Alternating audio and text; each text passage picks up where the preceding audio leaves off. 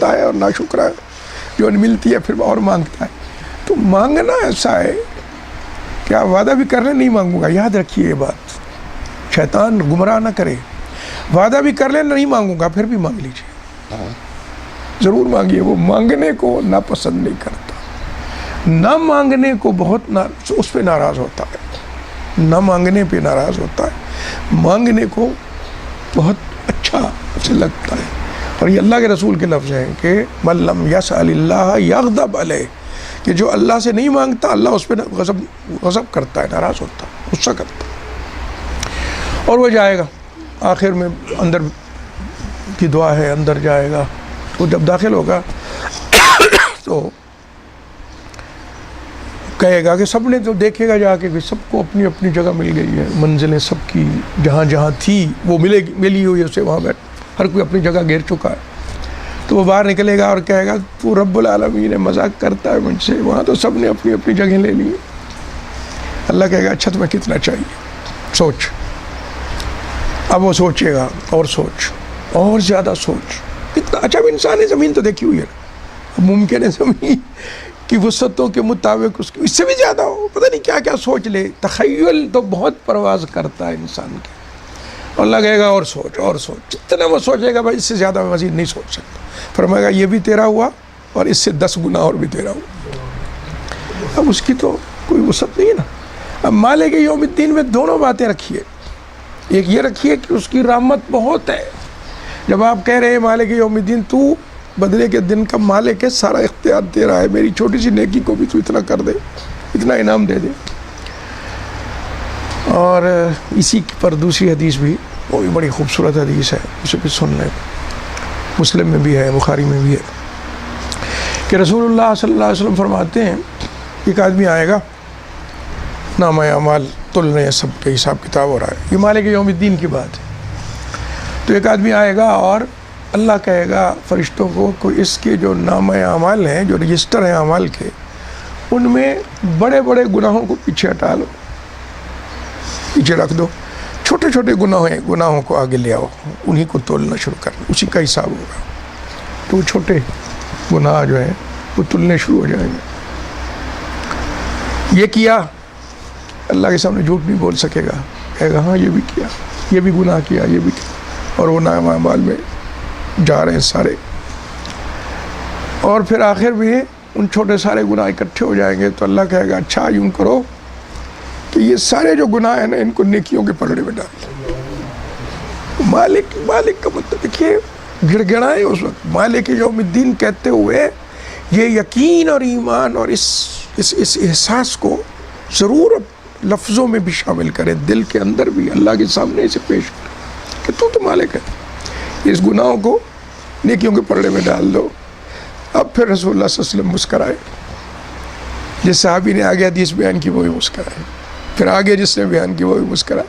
اور شاگردوں نے پوچھا کہ وہ مسکرایا کیوں؟ اس لیے کہ جس نے مجھے سنایا تھا اس نے بھی یہی مجھے دکھایا تھا عملاً مسکرا کے. اور اللہ کے رسول صلی اللہ علیہ وسلم نے فرمایا تھا کہ اللہ بھی مسکرائے گا اس وقت, کہ وہ کہے گا کہ اللہ اس سارے گناہ تو نے نیکیوں میں بدل دیے, میں نے اور بھی گناہ کیے تھے, بڑے بڑے تھے اور بھی تھے. تو وہ مالک یوم الدین ہے. تو یہ جو ہے رحمت کا ادراک اور اس کی بات اور اس کے تصور کے بعد جب آپ کہیں مالک یوم الدین, تو اس میں بڑی دونوں طرف کی کیفیت. اور وہ جو پچھلی دفعہ میں نے حدیث آپ کو سنائی تھی, اللہ کہتا ہے کہ اگر تو اس گناہوں کی بخشش کی بات, کہ اگر تو اس زمین و آسمان کی وسعتوں کے بھر کے گناہ لے آئے میرے سامنے تو میں اتنی مغفرت دے دوں گا. وما ابالی, مجھے پرواہ نہیں ہے, میرے خزانے بہت ہے, مجھے کوئی پرواہ نہیں. اتنا مغفرت بھی مل سکتی, اس سے زیادہ بھی ہے تو وہ بھی مل سکتی. تو یہ گڑ گڑانے اور رونے ہم یہی کر سکتے. اس کی ضمانت نہیں ہے کہ میں اپنی بات کروں کہ میں ہمیشہ نیک کام کروں گا, انسان ہوں. لیکن ایک بات کی ضمانت ہے کہ اگر مانگتا رہوں گا تو محروم نہیں ہوگا, نیکیوں کے بدلے کا مستحق ہوں یا نہ ہوں. لیکن اگر رحمت طلب کی ہے تو اس کے جواب میں ضرور عطا ہو جائے گی, اس کے جواب میں ضرور مل جائے گا. اور وہ کچھ مل جائے گا جو انسان تصور بھی نہیں کر سکتا ہے. تو یہ مالک یوم الدین کا جو تأثر ہے، تصور ہے، یہ جو کانسیپٹ اس وقت ہے، اس کو آپ وہ کیجئے کہ اللہ تبارک و تعالیٰ کے پاس ہی سارا اختیار ہے، سارا کا سارا. اس کے اقرار کے بعد اگلا مرحلہ پھر یہ اقرار کے اندر مانگنا موجود ہے حقیقت میں، لیکن اگلا مرحلہ پھر اس دعا کا ہے جو تمام دعاؤں کی سردار ہے، جو وہ چیز مانگنے کی بات ہے آگے کہ جس کو مانگ کے ساری نعمتیں مل جاتی ہیں. وہ آگے انشاءاللہ اگلے دفعہ اللہ نے توفیق دی تو اس پہ بات کریں گے. اور اس کا آغاز کیسے ہوتا ہے، ایاک نعبد و ایاک نستعین. نعبد میں ابھی پچھلے حصے کا کنٹینویشن ہے کہ ہم تیری عبادت بندگی تیری کرتے ہیں، کسی اور کی ہے ہی نہیں، نہ ہم بندے ہیں نہ کسی کی بندگی کرتے ہیں. وہ ایاک نستعین سے دعا شروع ہو رہی ہے اور تجھ سے مدد مانگتے ہیں. اللہ تبارک و تعالی ہمیں اپنے کلام کا فہم بھی دے اور اس کے معانی کی لذت سے محروم نہ کرے، اور بندگی اور عبادت اور دعا کی لذتوں سے بھی محروم نہ کرے. اللہ تبارک و تعالی ان لذتوں کا گرویدہ کر دے.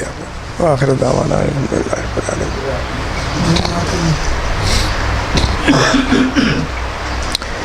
کوئی سوال ہے تو آپ کیجئے، کوئی کنٹریبیوشن جو بات آپ نے کرنی ہے کریں.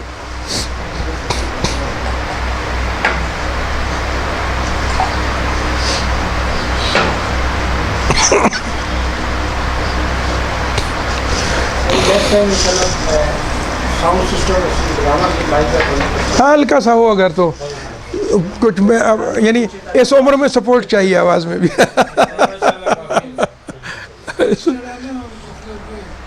ایسے تو چھوٹا جا کمرہ ہے لیکن اپنی طبیعت کے مطابق بندہ گل کرتا ہے نا، اس نے آسانی ہو جاتی. وہ صاحب ذرا دھیمی آواز نہیں ہوتی. ہاں انشاءاللہ.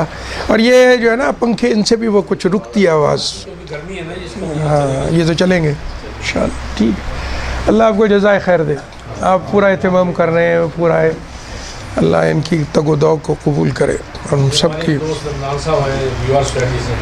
اللہ خوش رکھے. ماشاء اللہ، ویلکم جناب. ہم تو اللہ کی بات ہے، اللہ کے دین کی بات ہے، اللہ کے رسول صلی اللہ علیہ وسلم کی بات ہے. اللہ آپ کے آنے کو مبارک کرے. ہم شریف جو ہے یہ نماز کا یہ لازمی دل ہے، اس کو امام کے پیچھے ہو، بلجائر ہو یا دوسرا ہو، یعنی پڑھنا ضروری ہے. دیکھیے میں آپ کو پہلی بات وہی بتاؤں کہ جو ہمارے اختلافات ہیں نا فقہی اور مکاتب فکر کے، ان کے بارے میں ایک بات آپ خیال رکھا کریں کہ جس نے جو فتویٰ دیا ہے انتہائی اخلاص سے دیا ہے اور انتہائی میننگ فل فتویٰ دیا. اپنے خیال میں جو سب سے اچھی صورت ان کو نظر آئی. انسان کی بات دیکھیں نا، ہر ایک کی ترجیح الگ الگ طریقے سے ہو سکتی ہے، سوچ میں ایک فرق ہوتا ہے. سب نے جو کوشش کی ہے الگ الگ اپنی اپنی جگہ پہ جو کوشش کی ہے سب اخلاص پہ مبنی. جنہوں نے یہ کہا ہے کہ امام کے پیچھے آپ نہ پڑھیں، ان کی وجوہات کئی ہیں. ایک تو یہ کہتے ہیں، ان کا خیال ہے، اگرچہ وہ حدیث بالکل درست نہیں ہے لیکن بہرحال اس کی بنیاد موجود ہے، کہ امام نے اگر پڑھ لیا اور آپ نے سن لیا، جیسے اگلی صورت میں ہے کہ آپ وہ قرآن کی فاتحہ کی بات کی ایک صورت پڑھ رہا ہے اور آپ سن رہے ہیں تو آپ سماع کر رہے ہیں، آپ شریک ہو گئے اس میں. تو یہ جو فاتحہ ہے اس میں بھی وہی کیفیت ہے، جو بعد والی ہے وہی اس میں بھی ملحوظ ہے. انہوں نے اپنے طور پہ ان کا ایک اور دلیل بھی ہے، بہت اچھی دلیل ہے وہ بھی، کہ جناب دیکھیے قرآن جب پڑھا جائے تو سننا چاہیے اسے. بڑی خوبصورت دلیل ہے دونوں، کہ وہ آپ شریک ہو گئے اس میں اور آپ اس سے الگ نہیں ہیں. اور دوسرا یہ ہے کہ بھی اس میں وہ ہے اس کی سماعت ہو گئی. جناب امام شافعی، امام احمد، امام مالک، یہ سارے اس کے قائل ہیں کہ فاتحہ پڑھنی چاہیے، جہری بھی ہو نماز تو اس میں پڑھنی چاہیے. اس کی وجہ یہ ہے کہ جو اگلی صورتوں کی نہیں ہے کہ اس میں جب قرات کر رہا ہو امام تو اس وقت آپ نہ قرات کرو.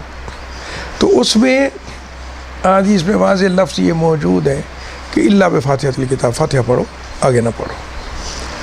اس کے بارے میں وہ یہ کہتے ہیں یا ائمہ کہ دیکھیے فاتحہ جو ہے وہ تو سب کو آتی ہے، اگلی صورت تو پھر کوئی پڑھے گا، کوئی اور پڑھے گا، کوئی تیسری پڑھے گا، کوئی چوتھی پڑھے گا.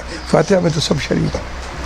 پھر یہ سوال جو ہے قرات کے حوالے سے کیا سماعت کرنی ہے، اس وقت آپ نے پڑھ رہی ہیں، یہ سوال ایک بہت بڑی شخصیت سے ہوا ہے، بہت بڑی شخصیت سے، اور وہ حضرت ابو ہریرہ رضی اللہ تعالیٰ رسول اللہ کے صحابی، اور ان کے بارے میں تو معلوم ہے کہ سب سے زیادہ حدیث بھی انہوں نے روایت کی ہیں، اور یہ بھی کہ رسول اللہ صلی اللہ علیہ وسلم نے خود انہوں نے یہ بیان کیا کہ ان کا شوق دیکھا اور یہ پڑے رہتے تھے اور صفہ میں رہتے تھے، اور جو اللہ کے رسول کے گھر سے آ جاتا تھا اسی پہ اتفاق کرتے تھے جب جتنا مل جائے، اور یہ بھی کہتے ہیں کہ بھوک سے بے ہوش تقریباً ہو کے نیچے گرے ہوتے تھے اور لوگ ہمارے اوپر پاؤں رکھتے ہوئے مسجد میں داخل ہوتے تھے، لیکن لفظ یہ ہے کہ میں الزم و باب رسول اللہ، کہ اس کیفیت میں بھی اللہ کے رسول کا دروازہ چھوڑ کے نہیں جاتا تھا کہ کوئی چیز رہ نہ جائے، آپ کی جو بات ہے ان میں سے کوئی رہ نہ جائے۔ اور یہ آخری 3 سال انہیں ملے ہیں کیونکہ یہ خیبر کے موقع پہ مسلمان ہوئے،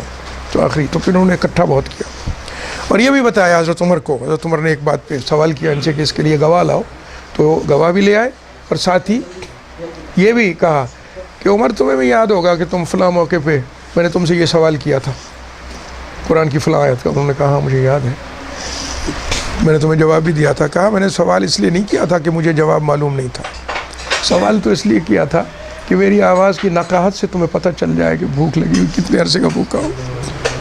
اور عمر کو کہا منہ پہ امیر المومنین کو، عمر تو نہ سمجھا، اور جعفر ابن ابی طالب کو میں نے، وہ گزرے تھے نا عقیل گزرے تھے، ان سے میں نے یہی سوال پوچھا تھا، تو انہوں نے مجھے کہا تھا ابو ہریرہ میرے ساتھ آؤ، اور گھر لے جا کے کھانا کھلا دیا تھا، وہ جانتے تھے اس بات کو۔